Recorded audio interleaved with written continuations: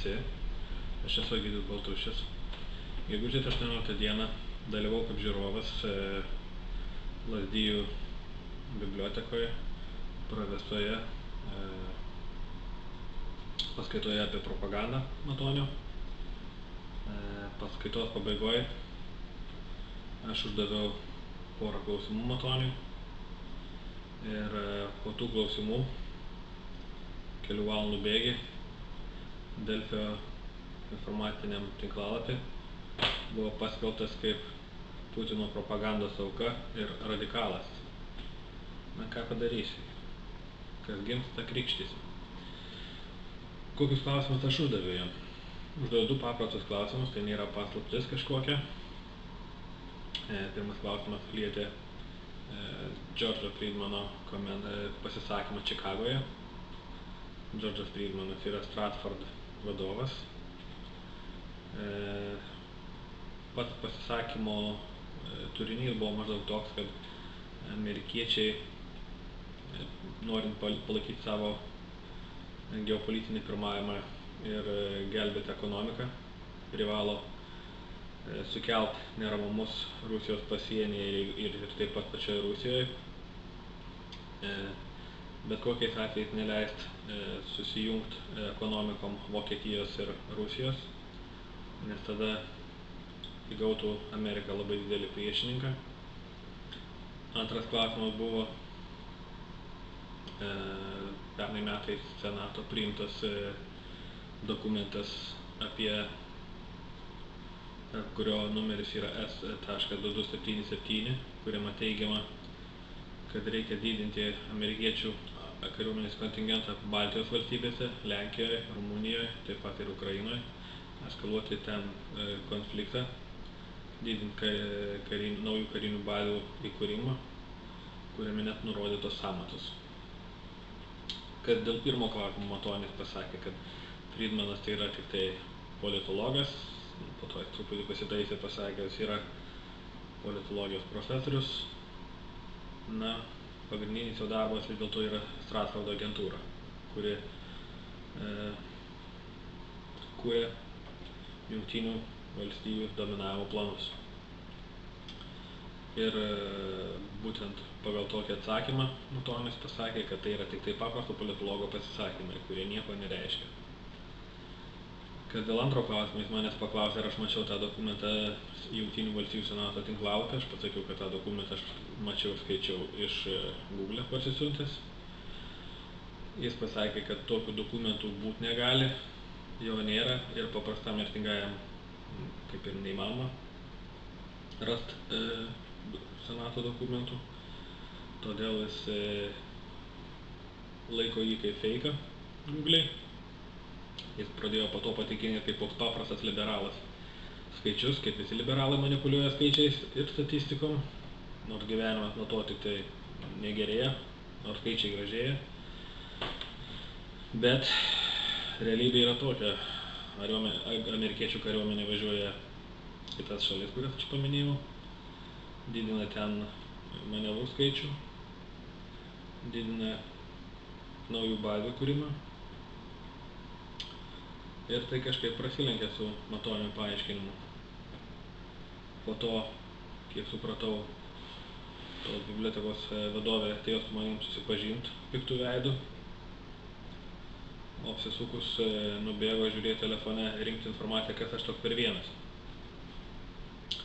Vėliau aš buvau pakviestas į kitą aukštą, kitą kabinetą, kurie buvo susiruošę atšvęsti paskaitos pabaigą. Ir ten įvyko labai nedidelė diskusija. Aš jam pasakiau, kad jis atlieka labai neigiamą darbą, kiršina Lietuvą, kiršina žmonės, kad visi tie atrodo neturinti didelių problemų ideologiniai žmonių skirtumai visuomenės. Baigėsi, jeigu eskaluojama ir toliau, baigėsi kruvinom skerdynėm arba pilietiniais karais, kas įvyko Ukrainoje.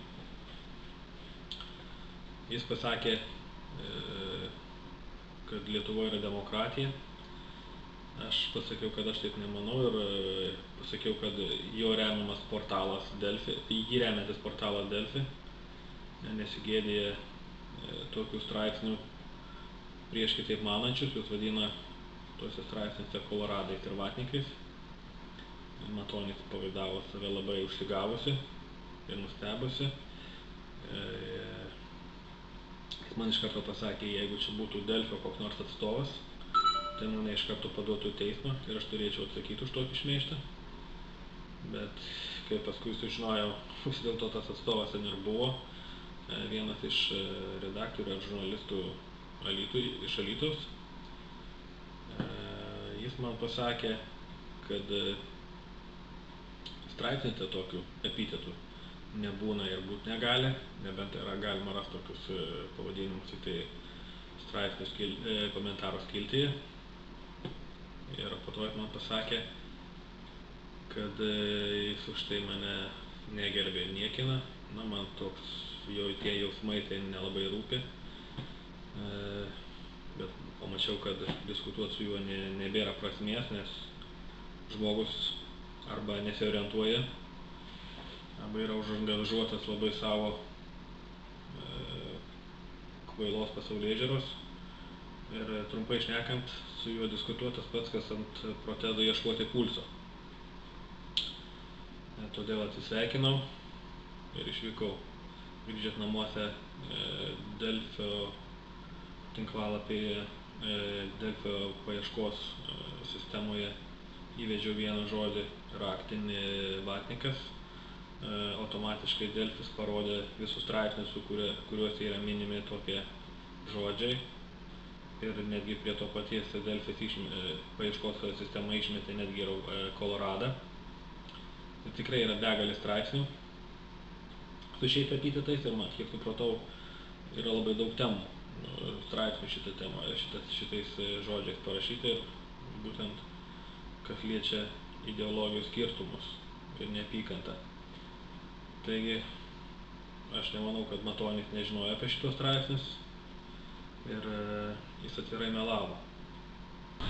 Gerai, ką jūs pasakytumėte apie prieš porą mėnesių kažkur vykusi Džordžo Friedmano, Stratfordo atstovo, pasisakymą Čikagoje, kad Europoje atėjo laikas kariauti, Amerikai reikia gelbėti savo ekonomiką ir jokiais būdais negalima suvienyti ekonomiškai Vokietijos, Prancūzijos ir Rusijos. Na, žinot, nuomonių būna įvairių, politologai tam yra. Jis ne politologas. Politologas, politikos mokslas. Analitikas ir taip. Aš manau, kad niekam neatėjo laikas kariauti. Bet būtent vertybės tos, kurias mes dabar pagaliau pradėjome išpažinti, tai jos yra susijusios su to, kad Europos žemynė, jo ribose, iki praeitų metų nebuvo nei vieno karo, išskyrus nuo Balkanus. Jeigu jūs pažiūrėtumėt praeitų metų Senato priimtą dokumentą S2277, kuris aiškiai parodo, kiek reikia kišti pinigų į Lietuvą, į Pabaltį, į Lenkiją, į Rumuniją ir į tą pačią Ukrainą, kiek reikia stiprinti kariuomenę, kiek reikia stiprinti propagandą, neapykantą Rusijai. Ir ten aiškiai yra paskelbta pafrontės zona.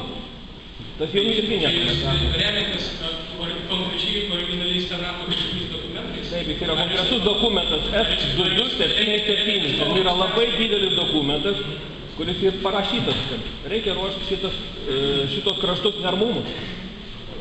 Ruošti kam karams? Neramumams. Neramumams. Taip, konfliktui su Rusija. Čia reiškia, Amerika siūlo investuoti į potencialų konfliktą su Rusija. Taip.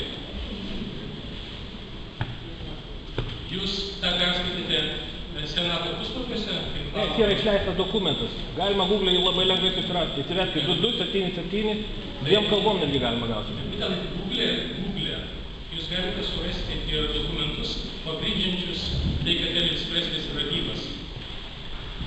Ne viską, ką galite praguglinti Google, yra teisybė, o aš noriu jums vis dėlto pasinaudoti atvirą Amerikos kongreso duomenų bazę. Jeigu jūs galvojat, kad amerikiečiai negalvoja apie karą, tai prisiminkim, kaip Paversas jungtinėse tautose papurtė skalbimo miltelius ir buvo sukeltas didžiulis karas. Vienu žodžiu, galime pereiti prie kitų klausimų, nes aš matau, kad jūs... Ne, aš jums užduodu klausimą, jūs nenorite atsakyti juos. Jūs norite, ne dėl to klausimų, jūs norite manęs paklausti, ar aš tikiu, kad Amerika sąmoningai kursto Baltijos šalis ir kitas Europos valstybės karo prieš Rusiją. Ne, aš jums galiu pasakyti, kad Amerika viena iš po 10 metų trukusių įspėjimų iš Baltijos valstybės pusės apie čia grėsiančią tam tikrą karinę agresiją, apie Kaliningrado krašto militarizavimą, pagaliau imasi kažkokių priemonių ir skiria simbolinį, grinai simbolinį karinį kontingentą į Baltijos šalis. O tai, kad visos NATO valstybės vėlgi Velso viršūnių susitikime objektyviai įvertina grėsmę, agresyvumą, tai sudaro pajėgas, kurios būtų pajėgios čia dislokuotis ir apginti Baltijos šalių. Tai čia jūs matote kaip tam tikrą agresyvumą įrodymus. Aš tai matau kaip pavėluotus liudijimus, reaguojant į tuos dalykus, kurie čia vyko daugiau kaip 10 metų. Tai yra tautinės nesantaikos kurstymas, dirbtinių problemų visuomenėje iškėlimas, tai yra finansavimas tiesiogiai tų organizacijų, kurios geriausiai atstovauja Rusijos politiniams tikslams, ir tai yra milžiniškas Kaliningrado srities militarizavimas, prilygstantis šaltojo karo epochai. Jeigu mes galvosim, kad Putinas naktim nemiega ir galvoja, kaip pavergt mūsų protus, tai jūs labai klystat. Pasaulyje gyvena 7 milijardai žmonių. Taip? Jeigu paimtume tą vakarietišką stovyklą, liberalią demokratinę, kuri, sakykime, prasideda Japonija, Australija, Europa, Skandinavija, Amerika, Kanada, čia būtų nepilnai 1,5 milijardo žmonių. Jeigu paimtume BRICS ir Eurazijos ekonominę sąjungą, studėsime, tai būtų virš 3,5 milijardo žmonių. Dar lieka 2 milijardai žmonių.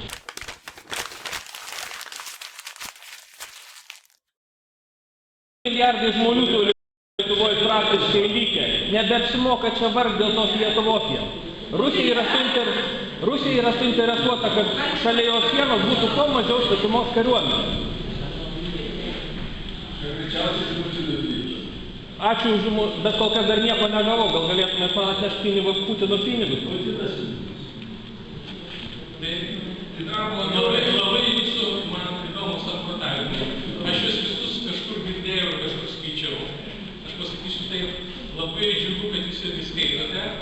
Ir aš manau, kad jūsų galimybė kalbėti laisvai reikštis, tai yra tiesioginė pasekmė to, ką mes gyvename laisvos visuomenės.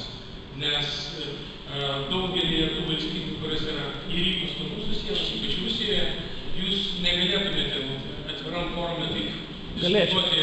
Galėčiau. Esmė yra dabar, kai jūs sakot, kad parodai nedalyvavo, sakykime, Kazachstanas, Baltarusija. Čia yra, sakykime, paėmus taip nacionalinė ideologija, tiek Baltarusijos, tiek Kazachstano, tiek Rusijos. Nes Kazachstanas su Rusija pamatė, kaip pasisekė Putinui su nacionalinė ideologija. Jis praktiškai ten prieš jį nėra kam šansų kovoti dėl politinės valdžios. Lygiai tą patį daro, kaip dabar jūs sakot, su istorija Baltarusija, ne? Pasima mūsų kažkokią dalį istorijos. Jūs jeigu kažkokią truputį viską į košę.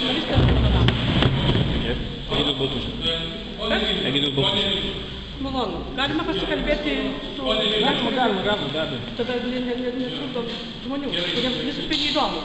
Mes suskaičiam arbatą. Pone Jevgenija ir ponas, kuris yra nepasistaigęs. Pasakosiu apie mano pastebėtas kritinės situacijas jo paskaitoj. Pati pradžia įvyko, sakyčiau, gal jis panaudoja tokį primityvų psichologinį triuką klausantiems. Ten pirmoji vaizdinė medžiagoje buvo parodyta iš vandens išplaukianti gyvatė su nasruose turinčia žuvim. Vizualiai tai ten taip ir matėsi, kad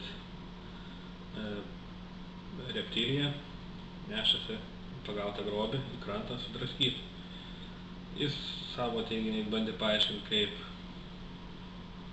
kad ir plėšrūnas bando gelbėti žuvį, kad jinai nenuskęsta ir neša ją į krantą. Nors realiai tai žuvies gyvenimo stichija yra vanduo. Su tokiu paaiškinimu klausantiems Šiaip aš šitas triukas šitą nežinau, jis taikomas netgi versle.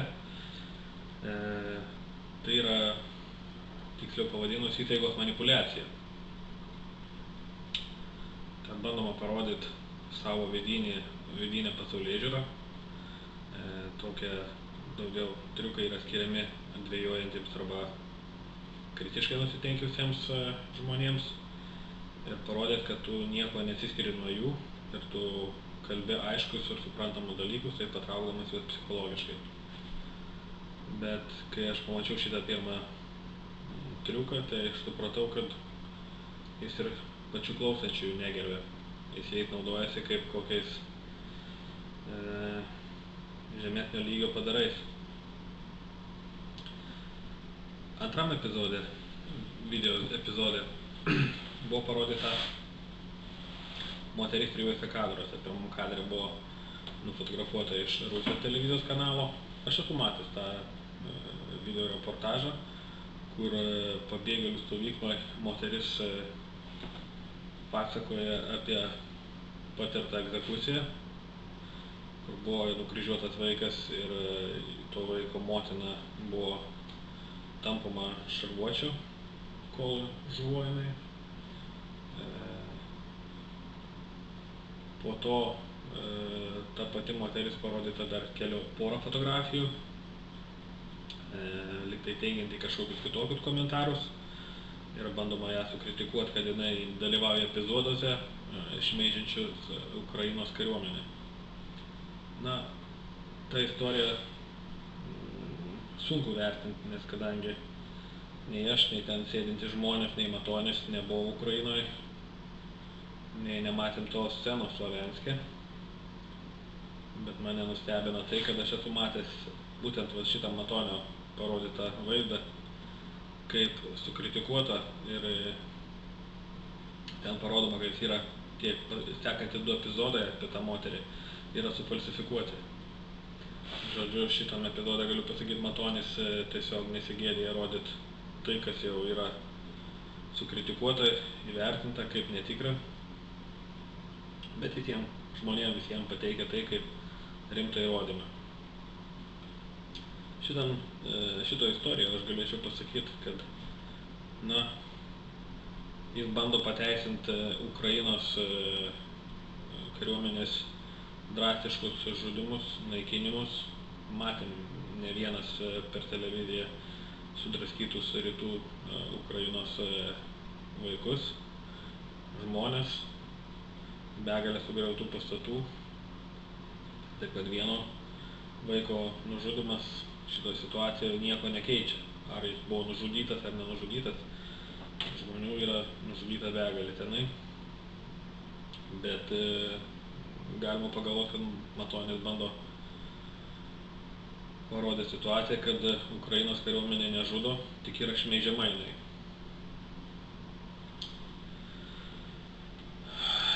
Kalbant apie propagandą pasaulyje, ten dar vienam epizode buvo parodyta Žirinovskis, Duginas, kurie kalba apie Rusijos kaiminių užgrobimą.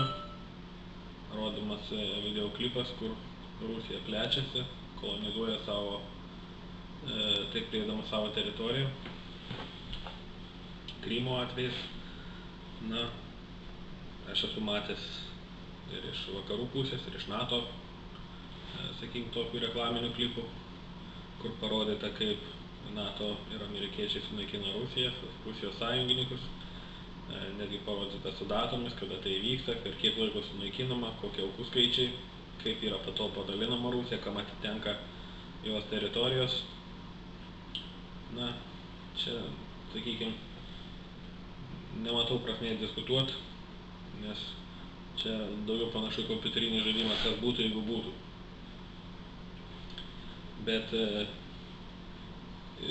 mes matom, sakykim, tokį epizodą kaip Baltarusija, Kazachstanas, tai yra atskiros valstybės, Rusijos sąjungininkės, jom niekas negresia, jos turi savo politiką, bendrą ekonomiką, aišku, su Rusija turi. Tarkim, buvęs konfliktas su Gruzija, kur atskilo galutinai, Gruzija prarado į tokias teritorijas kaip Abchazija ir Osetija. Šitos dvi mažos valstybės, kurias Rusija pripažino kaip nepriklausomas, taip pat yra neįjungtos į Rusijos sudėtį, jos yra atskiros. Krymas buvo, sakykime, prijungtas visai dėl kitų priežasčių, kadangi Rusija norėjo išsaugoti savo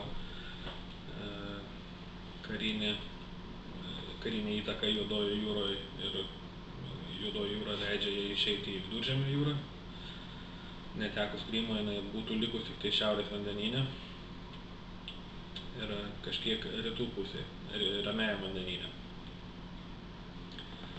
Dėl Krymo dar galime paminėti, kad 6000 ukrainiečių kareivių perėjo į Rusijos kariuomenės pusę, neskaitant ten vykusių referendumų, kurių vakarai nenori pripažinti, bet visi tų referendumo pripažinimai ir nepripažinimai, tai yra tik dvigubas žaidimas. Norint tokiam referendumui įsigalioti kaip teisėtam, tai reikia matyti vakarų naudos tame sakykime, Ukrainos perversme. Tai perversmas pripažįstamas, regiono referendumas nepripažįstamas. Taip, kad pasaulyje vis dar galioja tie dvigubi standartai iš vakarų pusės. Taigi, grįžtant prie Gruzijos konflikto, sakykime. Ir Matonis paminėjo, kad Rusijos intervencija į Gruziją, šitoj temoje diskutuoti aš labai nenorėčiau, ką Europos komisija yra pripažino Gruziją kaip kaltininkę šito konflikto ir kaltininkę, kuri nužudė Osetijos žmonės. Toliau galima tik dar paminėti, kad Sakašvilis ir keletą jo ministrų yra Gruzijos prokuratūros paieškomi. Vienas iš tų ministrų dirba Ukrainos vyriausybėje, Sakašvilis dirba patarėjų. Ir ukrainiečiai sarkastiškai šaiposi iš tokio savo vyriausybės, sakydami, kad Gruzijos vyriausybė dirba migracijoje vyriausybėje Ukrainoje. Toliau Matonis paminėjo apie socialinių tinklų galimybę atlikti perversmus ir apie taip vadinamus arabų pavasarius. Nežinau, kodėl jis palietė šią temą. Tai nesuteikia kažkokiu, sakykime, teisėtumo vakarų pasauliu, kadangi vakarų pasaulis, naudodamasis socialiniais tinklais, ir atliko tuos perversmus arabų. Galbūt jis norėjo paminėti, kad socialiniai tinklai padėjo atlikti, nuversti režimus, diktatorius. Bet jeigu pažiūrėtume, kas atsitiko su tom šalim, tai ko gero vieninteliai šaliai labiausiai pasitikė tai Egiptui, kuris grįžo prie savo senos tvarkos. Visus tuos perversmininkus jisai suėmė. Dabar musulmonų brolijos vadovai yra teisiami.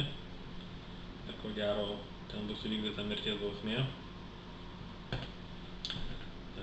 Libijos atvejis tai yra visiška tragedija, kur Jungtinių valstijų ir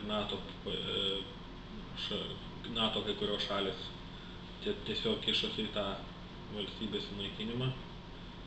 Pats šalies vadovas buvo žvėriškai nužudytas. Šalis, kuri tikrai ekonomiškai laikėsi labai tvirtai ir gyventojai gyveno gan pasiturinčiai, nes turėjo labai didelės socialinės garantijas. O pats Kadafis nebuvo kažkoks ten, sakykime, tironas ir kuris valdžią laikė tik dėl pinigų, jis pakankamai asketiškai gyveno.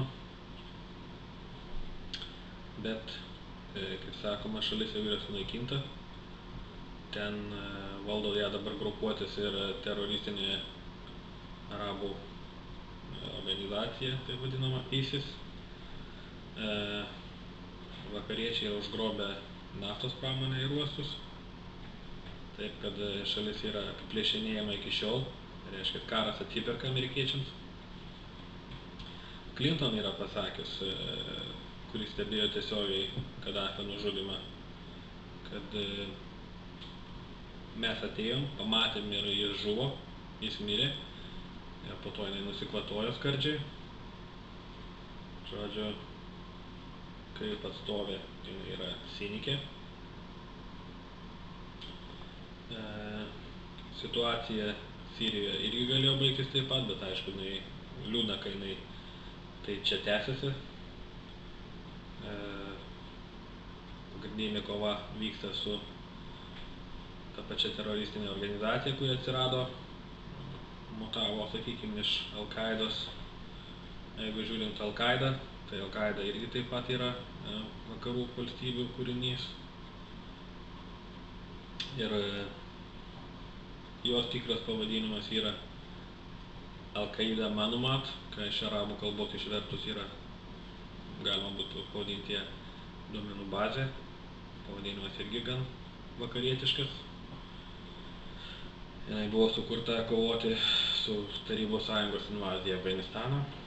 Pasibaigus Afganistano karui ir išėjo Tarybų Sąjungos kariuomenė iš Afganistano, Al-Qaidos grupiruotės perėjo į Balkanų konfliktą, ten atliko savo kruvinus darbus.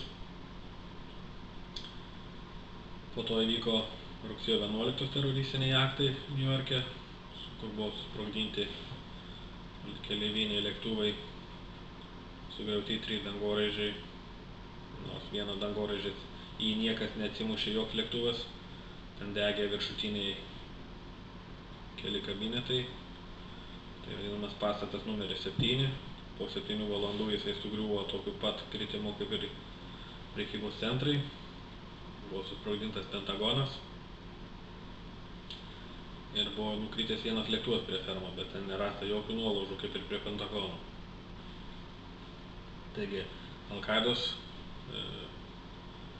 sakykime, prisidėjimas prie šitų teroristinių aktų kol kas nėra išaiškintas, kadangi ten daugiau klausimų negu atsakymų. Toliau, kaip matom, Al-Qaida jinai mutavo į teroristinę organizaciją ISIS, kur dabar vyksta didžiuliai konfliktai Irake ir didžiuliai konfliktai Sirijoje. Ir kaip matom, praktiškai jie kariauja amerikietiškais ginklais.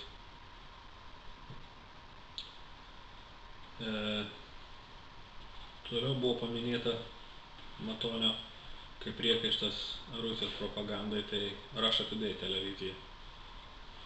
Na, jinai Lietuvoje nematoma todėl ir jinai daug kur nėra nematoma, kadangi tai yra mokamas kanalas, jie reikia žiūrėti tiesiai iš palidovo, bet tai nėra didelė problema, kadangi jie galima matyti ir internete. Na, jisai pasišaipė iš 2 žurnalisčių, kurios tiesiog iškritikavo Rusiją ir Putino valdžią ir patį kanalą Krymo, sakykime, perėmimo metu.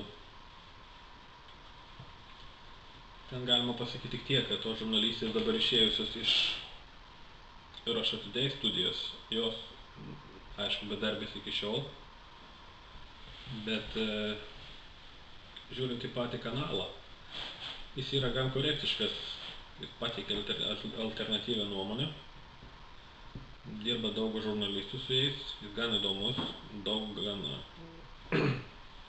garsių asmenybių duoda komentarus, dalyvauja diskusijose tuose kanaluose ir jau pati amerikiečių vyriausybė, taip pat ir Britai yra pripažinę, kad jie pralaimė šitam kanalui, būtent tik šitam vienam kanalui visa vakarų mass-media pralošė informacinį karą, kas labai keista. Na, aš tai suprantu, kodėl yra, kadangi Russia Today žurnalistams tai yra paprasta, jie rodo tai, kas vyksta atvirai, neužangažuotai ir taip, kaip vyksta, ir leidžia pakomentuoti šios įvykius taip, kaip yra iš tikrųjų. O kas nepatinka vakarų masmedijai ir visuomeniai, kuri mato, kad vakarų ta geopolitika yra daugiau tokia tęsiasi ciniškas kolonizavimas. Toliau Matonis perėjo prie tokios temos, kaip ką Lietuvos ekonomika pralošė Rusijai ir ką jinai laimėjo prieš Rusiją. Na, išklausęs tuos visus palyginimus, paaiškinimus, aš pagalvoju, ar Matonis tikrai sveiko proto, ar dirba jis už didelius pinigus. Buvo paminėti tokie įvykiai kaip skalūnų dujų konfliktas, Mažeikių naftos privatizavimas, atominės elektrinės referendumas ir taip vadinama liaudyje durno laivo atsiradimas Lietuvoje. Kad dėl skalūnų dujų, tai yra gan jau stipriai paanalizuota šita tema. Pats Chevronas, kaip ir amerikiečių vyriausybė, nesislėpia, atvirai dėlioja savo informaciją ir tikslus. Jis pasakė vienam susitikime su vyriausybės vadovais, kad dujų kaina tikrai nebus pigesnė, už kurią pasiūlė Gazpromas. Gali būti ir brangesnė. Mano manymu, to užtenka, kadangi jeigu dujos yra brangesnės arba nebus pigesnės, bet vietoj to mes dar užteršime savo žemę ir vandenis, tai tas projektas iš karto netenka prasmės, sakyčiau. Dėl Mažeikių naftos ir grįžtant dar tiesą prie tos skalūnų dujų, kadangi Chevronas išėjo, Matonis rado kažkur rusiškos rankos atėjimą, kad sutrukdė Chevronui plėsti verslą Lietuvoje ir tai pavadino kaip Lietuvos ekonomikos pralaimėjimą šitame sektoriuje. Taigi, o prie Mažeikių naftos tai yra Lietuvos pergalė, kadangi Lietuva atidavė amerikiečių kompanijai praktiškai pusę Mažeikių naftos už dyką ir dar garantavo kreditų įsigijimą šiai kompanijai. Po to, aišku, mes visi matėm, kiek amerikiečių kompanija uždirbo parduodama rusams tą gamyklą. Aišku, visas tas peripetijas siekia ne tik skandalai, bet ir nužudimai. Mes prisimenam Gedimino Kiesiaus, jo sūnaus ir vairuotojo nužudimą. Tai be abejo yra surišta su šita privatizacija kompanijos. Bet Matonis tai pavadino kaip Lietuvos ekonomikos pergalė. Na, kiek žinom, šiuo metu ta gamykla priklauso Lenkam, jinai dirba nuostolingai ir praktiškai nebe tie kiekiai, nebe tos apyvartos ir nebe tie pelnai. Taip pat jis paminėjo, kad Lietuvos vyriausybė pralošė Rusijai situacijoje su atominės naujos pastatymu Ignalinoje. Na, kaip bebuvę, šita isterija, statyta ar nestatyta atominė elektrinė. Na, iš principo, reikėjo neuždarytos senos elektrinės. O gal reikėjo svarstyti, jeigu jau taip kritiškai, ar galima dar atstatyti tą kitą elektrinę, bet galbūt ir negalima. Bet mano manymu, jeigu, sakykime, Lietuva nesugebės gaminti pigios elektros energiją, jokia čia sunkioji pramonė neateis į Lietuvą, nes pagrindinis dalykas yra įrengimus suka elektros energiją ir kuo toliau, tuo mažiau reikės rankų darbo pramonėje, žmonės pakeis robotai ir yra didžiulis klausimas ir dilema, kaip gauti pigios energijos Lietuvai. Na, kodėl buvo pasirinktas japoniškas variantas savo klausimų, galėčiau pasakyti taip, kad tiek Japonija, tiek Prancūzija, tiek amerikiečiai jau, kaip sakykime, nebevysto ir nebedirba atominės energetikos srity kaip lyderiai. Ten labai mažai yra kuriama kažko naujo. Šios pramonės lyderė yra Rusija. Jinai labai daug pasiekus. Žinoma, Lietuvos projektai dėl atominės elektrinės buvo labai neišdiskutuota, daug informacijos nepateikta žmonėms, todėl gerai, kad jie nubalsavo, kad jos nereikia. Nes mano manimui vienas iš pagrindinių faktorių tai buvo kuras, urano 235, kuris reikalingas tom elektrinėm kuriant. O jo yra tik tai 2 procentai iš viso iškapamo urano, kadangi likęs kiekis yra urano 238, kuris visiškai netinka atominių elektrinių kurui. Taigi nebuvo aišku, kuo kūrensime, nors Kubiliaus vyriausybė pateikinėjo elektros kainas, nežinodama už kiek nusipirks kurą. Ten daugiau buvo išleista pinigų PR-ui ir labai gaila, kad labai daug pinigų buvo išleistas šitai isterijai ir PR-ui, kad reikalinga ta elektrinė, bet čia būtų buvęs tik dar vienas eilinis pinigų plovimas. Na, o pabaigai galėčiau paminėti, kad Matonis paminėjo dar vieną Lietuvos ekonomikos pergalę, tai vadinamas dujinių laivas, kuris veža dujas iš Norvegijos. Na, pats laivas yra ne lietuvių kompanijos, tai panašu, kad tai yra tas laivas amerikiečių kompanijos. Dujose Norvegijos Statoil yra brangesnis ir žymiai brangesnis. Toliau pasirašyti kontraktai dujų įsigijimui kaip ir nelabai dabar reikalingi Lietuvai, yra per dideli. Ir Lietuva ieško būdų, kaip parduotas norvegiškas dujas, bet lietuviška kaina yra žymiai didesnė, negu matyt kiti klientai jas perka, tas dujas iš kitų tiekėjų. Kiek suprantu, Lietuva turės kažkur imtas dujas. Paskutinė mano informacija gauta, kad Latvija taip pat atsisakė imti lietuviškas dujas iš lietuviško terminalo.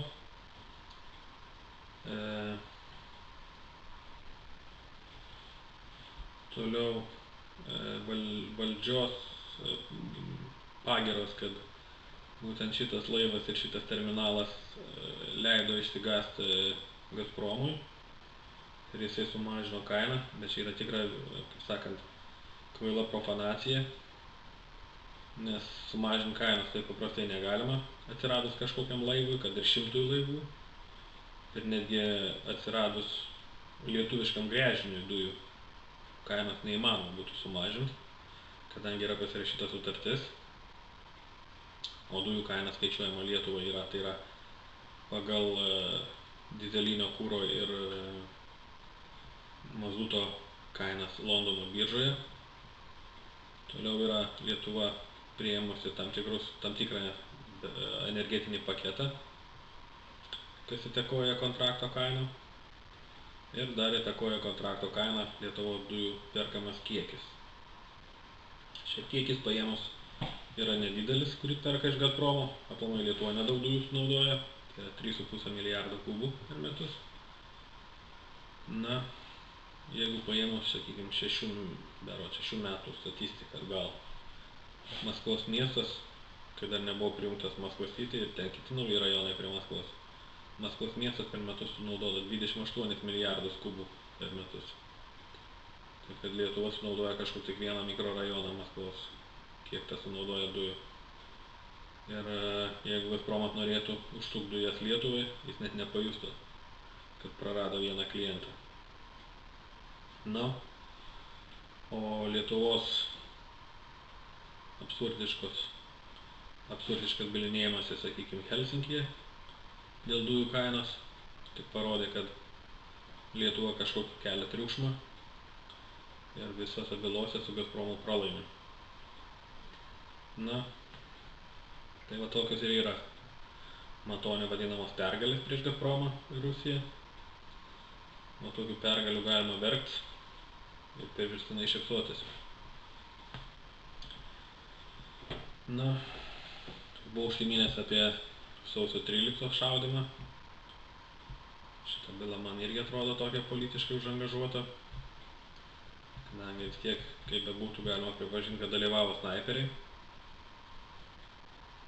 Bet jeigu pažiūrėjus arabų pavasaris, kuriuose sukilimuose tuose irgi prasidėdavo snaiperiais, Maskvos, sakykime, perversmų metu, kai buvo apšaudomi Baltieji rūmai, taip pat buvo snaiperiai. Ukrainos epizoduose Maidano taip pat buvo snaiperiai, Kalnų Karabache taip pat buvo snaiperiai, Lotynų Amerikos perversmuose, kuriuose dalyvavo amerikiečių valstybės departamentas, taip pat būdavo snaiperiai. Ir visas pasaulis tiesiog Lotynų Ameriką vadindavome Jungtinių valstybių vidiniu kiemu. Tai kad sausio 13 snaiperiai man irgi tik tai sukelia daugiau klausimų negu atsakymų. Kadangi rasta viena mano informacija parodė, kad iš sausio 13 aukų prie televizijos bokštų išimtos kulkos buvo trijų tipų. Tai Mosino šautuvas, kuris yra praktiškai pirmojo pasaulinio karo ginklas, mažo kalibro šautuvas ir štatinis šautuvas, tipo kaip medžioklinis. Deja, nebuvo niekur rasta aukų kūnuose Kalašnikov kulkos. Na, bet šitoje situacijoje, aš sakyčiau, prokuratūra yra daugiau profesionalesnė negu aš. Jie turi daugiau medžiagos ir galėtų reikalų iškilus profesionaliau paaiškinti šitą situaciją. Šito filmų montavimą tenka pabaigti kitoje aplinkoje, nes paskutinio filmavimo metu nepastebėjau, kai baigėsi atminties kortelės talpa. Todėl paskutinis mano pasakojimas apie ideologijų skirtumus, ideologijų karus. Matonio buvo paminėtas ir gegužės 9 paradas Maskvoje. Su tokiu pasimėgavimu pareiškė, kad Rusijos sąjungininkai nėra ištikimi ir parade nedalyvavo seni Rusijos sąjungininkai kaip Kazachstanas ir Baltarusija. Na, nėra ko čia apgaudinėt. Baltarusija ir šiuo metu yra vakarų Europos Sąjungos bei viso vakarų liberalinio pasaulio vadinama šalis, kurią valdo paskutinis Europos diktatorius. Todėl apeliuot į Lukašenko draugystę. Lukašenka tokių minčių net nekelia. Jis yra adekvatus žmogus, pakankamai protingas, kuris žiūri savo šalies interesų. Ir šioje situacijoje Baltarusija ir Kazachstanas turi labai panašią situaciją, kadangi, kiek suprantu, jie bando sekti Putino pėdom, jiems reikalinga nacionalinė ideologija, kuri vienytų šalį, atsirastų, sakykime, valstybės vadovo tęstinumas, kitas kandidatas, kuris neleistų sugriauti šalies. Šalis eitų tuo pačiu keliu kaip ir jos pirmtakai. Todėl, kaip Matonis paminėjo, kad Georgijos juostelė yra uždrausta, jinai nėra uždrausta, jinai tik tai sujungta su kitu, su obels žiedu. Kazachstane vėl kažkaip panašiai. Tai tokia situacija yra tarp Rusijos, Baltarusijos ir Kazachstano. Jie niekada nebus priešai, nes Lukašenka labai puikiai supranta ant savo kailio, kokius išbandymus jam teko išgyventi iš Jungtinių valstybių ir Europos Sąjungos. Šitie politikai rūpinasi tik tai savo šalimis ir savo šalies interesais. Kitas dalykas dėl nacionalinės ideologijos ir jos priešinimuose pačioj šalyje. Aš Matonį paminėjau, kad iš principo žiūrint kitoks žmogaus požiūris, žmonių požiūriai ir iš to sukelti isteriją ir supriešinti žmonės, tai yra labai nerimtas požiūris valstybės vadovo, valstybės pareigūnų, kada tokie dalykai baigėsi smurtu, o kartais net ir pilietiniais karais. Neseniai su vienu savo bičiuliu, visiems gerai pažįstamu Rolandu Palausku, teko kalbėtis telefonu. Ir mes šitokios diskusijos temoje paminėjom Suomijos atvejį, kada vėliau buvo Suomijoje įkurta 18 metais Suomijos nepriklausoma respublika. Ten atėjo padėti įgyvendinti visus Suomijos nepriklausomybės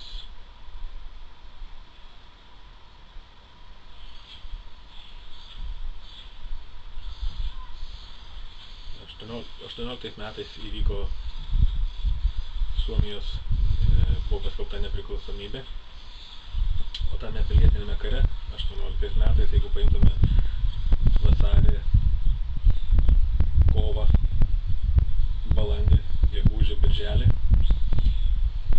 pilietinio karo konflikto metu Suomijoje žuvo 10 000 žmonių. Iš Raudonosios armijos pusės buvo nužudyta kitą ideologiją išpažįstančius priešininkus apie 1500 žmonių per tą laiką. Iš Baltosios gvardijos per tą laiką buvo nužudyta apie 8500 žmonių. Taigi skaičiai yra labai dideliai, yra baisios tragedijos, o viskas prasideda tik tai nuo nuomonių skirtumo. Bet kadangi politikai bepročiai eskaluoja konfliktą, tai baigėsi paprastų žmonių mirtim ir negandom. Taigi, norėčiau atsisveikinti šiuo metu ir dėkui, kad žiūrite. Viso gero.